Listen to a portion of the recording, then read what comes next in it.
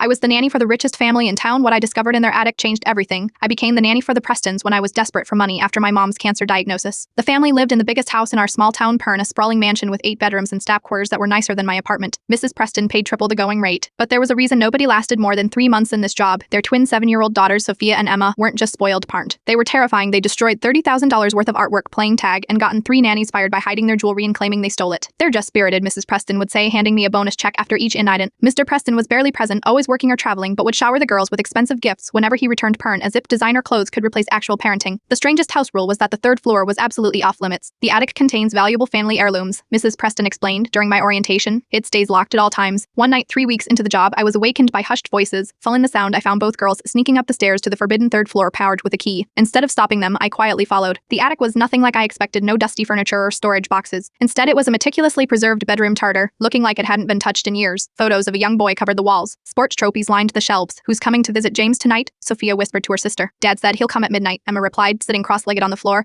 I stepped back, accidentally knocking over a picture frame. The girls spun around, eyes wide with fear until they recognized me. You can't tell Mom, Sophia blurted. She doesn't know we visit James. Who's James? I asked, my skin prickling. Our brother, Emma said matter-of-factly. He died when we were babies. Dad comes here to talk to him. Over the next week, I pieced together the tragedy the Prestons never discussed. Their son had died in a swimming accident at age 10. Mrs. Preston had removed all traces of him from the house Pern except this preserved shrine that Mr. Preston maintained in secret. The girls weren't inherently terrible, Perda. They were caught in the crossfire of grief-stricken parents who couldn't face their loss. Mrs. Preston controlled everything obsessively while Mr. Preston escaped into work. Neither actually parented their daughters. When I found Mr. Preston in the attic one night talking to his dead son about his day, I made a decision that could cost me my job. The girls need you, I said simply, the living ones. He stared at me for a long moment before his shoulders slumped. How do I help them when I can't even help myself? 3 days later, Mrs. Preston fired me for overstepping boundaries. But as I packed my things, Mr. Preston appeared with the twins. We'd like you to stay, he said as Mrs. Preston stood rigid in the doorway. We're starting family therapy tomorrow, all of us. 2 months later, the infamous Preston twins joined community soccer. The attic door remains unlocked, parent, not as a shrine, but as part of their home where they can remember their brother together. Sometimes the richest families are the poorest in what truly matters, and sometimes the thing children need most isn't another gift, but parents brave enough to face what hurts.